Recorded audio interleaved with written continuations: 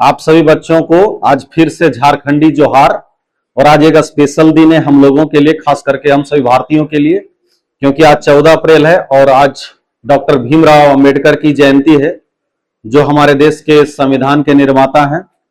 तो एक बार उनके लिए जन्मदिन पर बधाई, और हम सभी भारतीयों के लिए एक प्रेरणा के स्रोत भी हैं।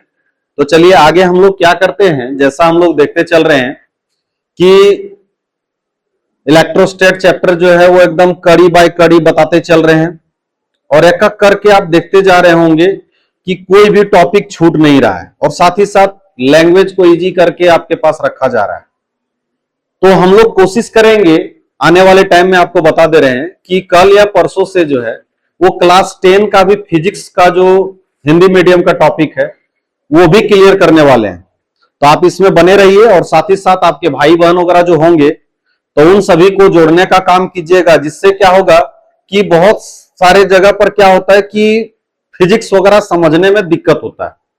तो उन सभी को दिक्कत ना हो, इसके लिए हम कोशिश कर रहे हैं कि क्लास 10th का भी सिलेबस को आगे लेकर के चलें। तो आइए हम लोग देखते हैं, पिछले क्लासेस में हम लोग देखे थे इलेक्ट्रिक फील्ड इंटेंसिटी के बारे में। आज हम लोग देखने वाले हैं कि इलेक्ट्रिक फील्ड इंटेंसिटी का फॉर्मूला कैसे डेराइव होगा। तो देखिए, आइए देखते हैं हम लोग, जिसमें से टॉपिक फर्स्ट आपका है, टॉपिक है क्या, electric field intensity due to ये point electric charge. Electric field intensity निकालना है एक पॉइंट चार्ज के वजह से, प्लेस्ड एट ओरिजिन, जब कहां रखा जाता है चार्ज को, ओरिजिन पर। तो आइए सबसे हम लोग डायग्राम के माध्यम से पहले समझने का काम करते हैं। जैसे देखिए, मान लेते हैं ये हमारा है कोऑर्डिनेट एक्सिस, इसको हम लोग कहते हैं एक्स एक्सिस, इसको वाई एक्सिस, और ये हमारा इस प्रकार से रहता है। लेकिन चूंकि इस प्रकार से बनाना संभव नहीं है, इसलिए इसको हम यहां ले रहे हैं जेड एक्सिस, इसका शैडो पार्ट को ले रहे हैं। अब क्या लिखा हुआ ध्यान से समझिए कि चार्ज को रख रहे हैं कहां, ओरिजिन पर। तो यहां हम लोग लिखेंगे प्लस क्यू, ओरिजिन पर रखती है। और किसी भी स्थान पर 3 डायमेंशन में कहीं भी आप क्या कर सकते हैं, इलेक्ट्रिक फील्ड इंटेंसिटी कैलकुलेट करना है। तो हम लोग मान लेते हैं कि बिंदु, चूंकि इधर बनाना आसान रहेगा, तो मान लेते हैं एक पॉइंट हम लोग यहां पर लेते हैं, पॉइंट हम लोग एम ले लेते हैं, और इस एम बिंदु पर क्या करेंगे, इलेक्ट्रिक फील्ड इंटेंसिटी निकालेंगे। तो चूंकि आप जानते हैं कि कोई भी बिंदु जहां इंटेंसिटी निकालना होता है वहां हमें plus Q not test charge को रखते हैं। तो यहां हमने रख दिया प्लस क्यू नॉट चार्ज को, और यहां से क्या किए कि इसको जो है मिला दिए। अब देखिए, ये सीधा मिलाएंगे, आपका सीधा लाइन रहेगा, बढ़िया से बना देते हैं। चलिए देखिए, यहां से हम क्या करते हैं कि इसे जो है वो क्लियर करके यहां मिला दिए। ये जो डिस्टेंस है, ये हमारा डिस्टेंस क्या है, आर डिस्टेंस है। कितना डिस्टेंस है, आर। तो यूनिट वेक्टर का जो डायरेक्शन होगा, वो यूनिट वेक्टर का डायरेक्शन यही होगा। अब देखिए, ये प्लस क्यू सोर्स चार्ज है, और ये प्लस क्यू नॉट पर फोर्स लगाया जाएगा इसके द्वारा। तो फोर्स का डायरेक्शन, चूंकि ये अपना प्रभाव दिखा नहीं सकता क्योंकि ये टेस्ट चार्ज है, ये प्रभाव दिखाएगा, तो ये क्या करेगा, फोर्स का डायरेक्शन जो होगा वो कुल मिलाकर के इधर होगा। ठीक है, डायग्राम बन गया कि हम लोग पहले एक्सिस बना लिए, X Y Z coordinate axis, जिसके ओरिजिन पर एक सोर्स चार्ज रखती है, और ये सोर्स चार्ज के मदद से हम लोग किसी भी बिंदु पर इंटेंसिटी निकाल रहे हैं। और जिस बिंदु पर इंटेंसिटी निकालेंगे वहां पर क्या होगा, उस बिंदु पर जो है वो प्लस क्यू नॉट चार्ज रखेंगे। अब ये क्या करेगा, उसे रिपेल करेगा। तो ज्यादा लैंग्वेज ना लिख करके हम लोग लिखते हैं according to figure, according to figure, figure के हिसाब से क्या होगा। तो आइए देखिए, एट पॉइंट कहां पर, एट पॉइंट एम बिंदु पर एफ बराबर जो होगा वो हो जाएगा के क्यू अपॉन में, सॉरी के क्यू क्यू नॉट हो जाएगा, और साथ ही साथ हो जाएगा नीचे में क्या, आर स्क्वायर। ठीक है, कैसे, कि एफ जो बल लगा वो कहीं ना कहीं दोनों चार्ज प्लस क्यू और प्लस क्यू नॉट के बीच में लगा, और अपॉन में क्या हो जाएगा, आर स्क्वायर। अब बताइए, नाउ E बराबर जो होता है वो होता है F अपॉन क्यू नॉट होता है। क्या होता है? E बराबर F अपॉन क्यू नॉट। अब इस हिसाब से देखा जाए तो यहां पर देखेंगे कि हमारा जो E है वो E बराबर हो जाएगा क्या? तो K क्यू नॉट अपॉन में R स्क्वायर और बाई में क्या होगा? Q not. देखिए क्यू नॉट से क्यू नॉट कैंसिल हो जाएगा, या तो हम E बराबर लिख सकते हैं के क्यू अपॉन में आर स्क्वायर। तो देखिए सिंपली आपका पता चल गया, इसको कल हम बताए भी थे इसे, कि पॉइंट एम पर मतलब जो इंटेंसिटी का जो मान होगा उस इंटेंसिटी का मान क्या होगा? K Q upon R square. यदि इन वेक्टर फॉर्म में लिखेंगे, इन वेक्टर फॉर्म में लिखेंगे तो क्या होगा? ई बराबर हो जाएगा के क्यू अपॉन में आर स्क्वायर और साथ ही साथ रहेगा इसके साथ यूनिट वेक्टर, जो बताएगा कि यह एक प्रकार का कैसा क्वांटिटी है? Vector quantity. तो ज्यादा लैंग्वेज हम लिखे नहीं, फिगर के हिसाब से चल दिए। तो देखिए एट पॉइंट एम पर एफ का मान क्या होगा? K Q not upon R square. अब चूंकि ई बराबर जानते हैं एफ अपॉन क्यू नॉट होता है, इसलिए हम यहां लिख दिए एफ के जगह पर बैठा दिए क्या? K Q not upon R square upon Q not. और देखिए क्यू नॉट कट गया तो आपके पास बचा ई बराबर के क्यू अपॉन आर स्क्वायर, जो एक प्रकार का फॉर्मूला हुआ इंटेंसिटी का। क्लियर हो गया होगा? तो यहां पर हम लोग निकालें कि जब एक पॉइंट चार्ज, जब एक सोर्स चार्ज प्लस क्यू को ओरिजिन पर रखेंगे, ओरिजिन पर रखने पर जो इंटेंसिटी होगा किसी डिस्टेंस पर कहीं भी, ये पॉइंट इधर भी ले सकते थे, इधर भी ले सकते थे, कहीं भी ले सकते, लेकिन इसमें थोड़ा बनाना इजी होता है इसलिए हम लोग आगे मान करके चले। तो ये रहा आपका क्या? Electric field intensity due to a point electric charge placed at origin, जब उसको ओरिजिन पर रखा गया। तो इसको आप नोट डाउन करते जाइएगा। अब आगे बढ़ते हैं हम लोग। अगला टॉपिक जो है वो आपका है इलेक्ट्रिक फील्ड लाइंस क्या है। देखिए इलेक्ट्रिक फील्ड लाइंस, और इसको एक और नाम से जानते हैं, इलेक्ट्रिक लाइन ऑफ फोर्स। क्या नाम से? सबसे वीवीआई क्वेश्चन है, ये रेगुलर आता है। देखिए एक है मैग्नेटिक फील्ड लाइंस और एक है इलेक्ट्रिक फील्ड लाइंस। ये दोनों क्वेश्चन क्या करता है? रेगुलर आता है, एग्जाम में पूछे जाते हैं, इंपॉर्टेंट क्वेश्चन है, इसके प्रॉपर्टीज वगैरह। तो पहले इसको समझते हैं कि इलेक्ट्रिक फील्ड लाइंस क्या है। तो लिखा हुआ द इमेजिनरी स्टेट और कर्व लाइन। ये एक प्रकार का इमेजिनरी का मतलब क्या था? काल्पनिक। तो ये क्या हो सकता है? इसको हम लोग कहते हैं कर्व्ड। कर्व्ड को हिंदी में कहते हैं वक्र। क्या कहते हैं? कर्व्ड का हिंदी वक्र। और स्ट्रेट भी हो सकता है। तो क्या है? ध्यान दीजिए कि द इमेजिनरी स्ट्रेट और कर्व्ड लाइन ऑन विच, जिस पर क्या होता है? ये unit positive electric charge moves, जिस पर एक unit positive electric charge plus Q not क्या करता है? मूव करता है। कहां मूव करता है? इलेक्ट्रिक फील्ड में मूव करता है। कहां मूव करता है? इलेक्ट्रिक फील्ड में। देखिए लिखा हुआ है द इमेजिनरी स्ट्रेट और कर्व लाइन ऑन विच ये unit positive electric charge move in the electric field when it is kept free, जब इसे स्वतंत्र हम लोग रख देते हैं। तो सिंपल हो गया कि वैसा काल्पनिक रेखा, वैसा इमेजिनरी लाइंस जिस पर एक यूनिट पॉजिटिव चार्ज मूव करता है इलेक्ट्रिक फील्ड में, जब उसे फ्री छोड़ देते हैं तब उसी को हम लोग क्या कहते हैं? इलेक्ट्रिक फील्ड लाइंस या इलेक्ट्रिक लाइन ऑफ फोर्स कहते हैं। क्लियर हो गया होगा? तो चलिए देखिए डेफिनेशन को उतारते जाइए। इसका नाम और क्या था? इलेक्ट्रिक लाइन ऑफ फोर्स भी है। ये कैसा है? काल्पनिक रेखा। इसे हम लोग देख नहीं सकते, इसके कलर वगैरह लंपन, बस इसके प्रभाव का अनुभव करते हैं, इसीलिए इसको हम लोग को पढ़ना पड़ता है। इसे अट्रैक्शन या रिपल्सन करने का काम इसी के द्वारा होता है, इसीलिए हम लोग इसको पढ़ते हैं। नेक्स्ट चलिए हम लोग देखते हैं इसके प्रॉपर्टीज के बारे में। तो प्रॉपर्टीज देखिए, properties of electric field lines, most VVI question ये है, ये आता है एग्जाम में आपका 3 नंबर का शायद आएगा। Properties of electric field lines. Electric field lines का प्रॉपर्टीज क्या है? तो देखिए क्या है? द लाइन ऑफ फोर्स, या तो द इलेक्ट्रिक फील्ड लाइन, दोनों में से कोई भी बोल सकते हैं।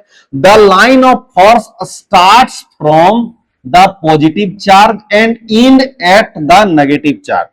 ध्यान दीजिए क्या बताया गया कि जो इलेक्ट्रिक फील्ड लाइंस या द लाइन ऑफ फोर्स होता है वो पॉजिटिव चार्ज से शुरू होता है, स्टार्ट होता है, मतलब पॉजिटिव चार्ज से ये ओरिजिनेट होता है, जैसा नीचे भी लिख दिए, और नेगेटिव चार्ज में जाकर के द इंड करता है। नेगेटिव चार्ज में क्या करता है? द इंड करता है, लिखा हुआ है the line of force starts from the positive charge and end at the negative charge. Start करता है पॉजिटिव चार्ज से और इंड हो जाता है कहां? नेगेटिव चार्ज में। फर्स्ट क्लियर हो गया होगा। दूसरा नंबर है, देखिए कि the electric field lines can pass through a non conductor. जो इलेक्ट्रिक फील्ड लाइंस होता है ना, वो नॉन कंडक्टर से पास करता है। ध्यान रखें, गलत नहीं है। आप लोग को लग रहा होगा कि नहीं कंडक्टर से पास करेगा, नहीं, नॉन कंडक्टर मतलब इंसुलेटर से ये इजीली पास करता है। लेकिन वहीं अगला पॉइंट देखिए, the electric field lines do not pass through a conductor. लेकिन ये कंडक्टर से होकर के पास नहीं करता है। उसका रीजन आपको लिखना होगा यहीं तक, ठीक है? क्या लिखा हुआ देखिए, आसानी से याद हो जाएगा। The electric field lines do not pass through conductor, it indicates that, ये इंडिकेट करता है, क्या इंडिकेट करता है? The electric field inside a conductor is always zero, क्योंकि इलेक्ट्रिक फील्ड कंडक्टर के अंदर जो होता है वो जीरो होता है। जैसा आप लोग देखे होंगे, आज तक कभी नहीं सुने होंगे कि कार के अंदर बैठा हुआ व्यक्ति, चाहे वो जंगल में हो या कहीं भी हो, तो आप ऐसा नहीं सुने होंगे कार के अंदर वज्रपात हो गया। क्यों नहीं होता है? क्योंकि उस खोखले से पार्ट के अंदर यदि आप बैठे रहेंगे तो अंदर में इलेक्ट्रिक फील्ड इनसाइड जो कंडक्टर है वो जीरो होता है। और चूंकि जब उसके अंदर आप बैठे रहेंगे तो कभी भी वज्रपात होने की संभावना नहीं होती है। दैट इज इलेक्ट्रिक फील्ड जो होता है कंडक्टर के अंदर जो होता है वो जीरो होता है। देखिए लिखा हुआ, कोई दिक्कत इसमें नहीं है। तो देखिए वही लिखा हुआ, the electric field lines do not pass through conductor. क्यों? क्योंकि इट इंडिकेट्स दैट, ये दर्शाता है कि इलेक्ट्रिक फील्ड इनसाइड ये कंडक्टर जो होता है वो हमेशा जीरो होता है। ध्यान रखेंगे। और ये किससे पास करता है? इंसुलेटर से पास करता है, नॉन कंडक्टर जिसको कहते हैं। अगला है, the electric field lines originates from. जो इलेक्ट्रिक फील्ड लाइंस है वो क्या होता है? शुरुआत होता है कहां से? पॉजिटिव चार्ज से, and terminate at negative charge. तो ये दोनों पॉइंट में एक याद करेंगे। यहां क्या लिखा हुआ देखिए, जो इलेक्ट्रिक फील्ड लाइंस जो होता है वो शुरू होता है कहां से? ओरिजिनेट कहां से होता है? पॉजिटिव चार्ज से। और टर्मिनेट कहां करता? अंत कहां करता है? Negative charge. जो इलेक्ट्रिक फील्ड लाइंस है वो स्टार्ट होता है पॉजिटिव चार्ज से और इंड कर जाता है नेगेटिव चार्ज में। एक पॉइंट क्लियर हो गया। दूसरा पॉइंट क्या है कि इलेक्ट्रिक फील्ड लाइंस जो होता है वो किससे पास नहीं करता? इंसुलेटर से पास नहीं करता है।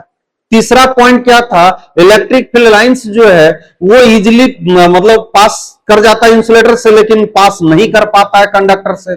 उसके बाद है लास्ट पॉइंट है कि electric field lines positive charge से शुरू होता है और नेगेटिव चार्ज में द इंड कर जाता है।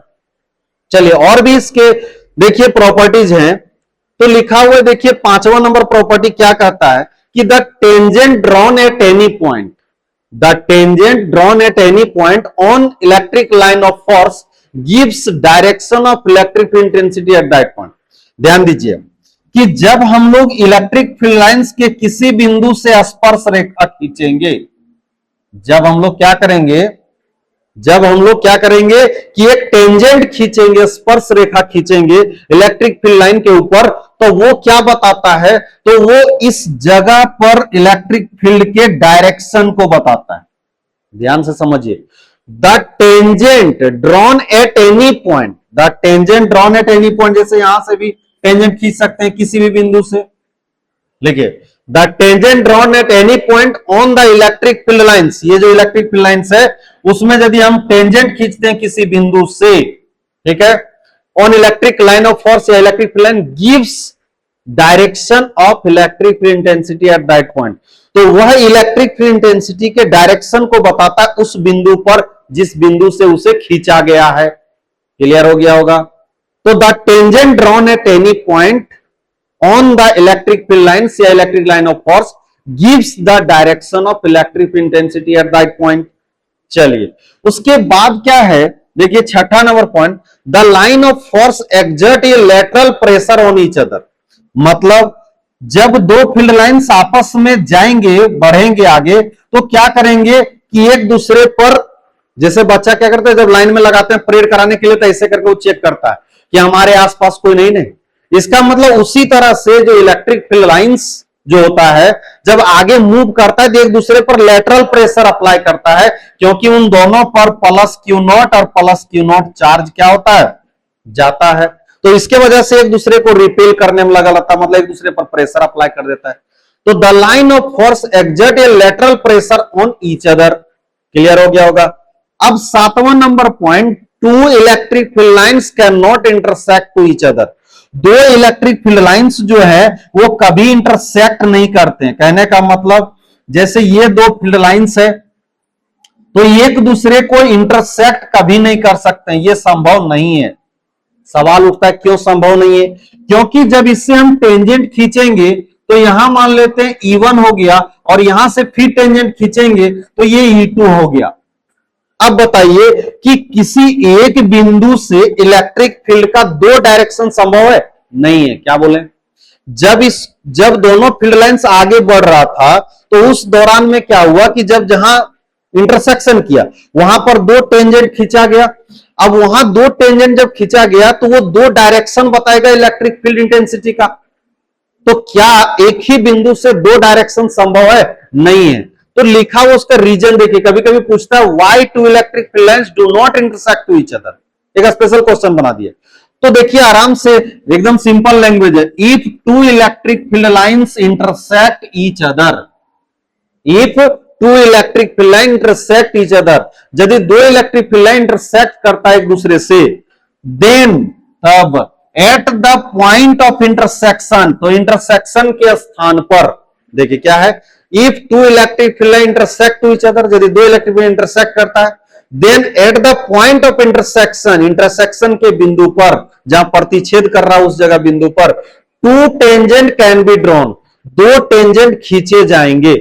दो tangent can be drawn which represents, जो दर्शाते हैं two directions of electric field intensity at single point, जो क्या करते हैं, विच रिप्रेजेंट्स मतलब जो दर्शाते हैं two direction of electric field intensity at single point, मतलब सिंगल पॉइंट पर दो डायरेक्शन को रिप्रेजेंट करते हैं। किसके डायरेक्शन को? इलेक्ट्रिक इंटेंसिटी को।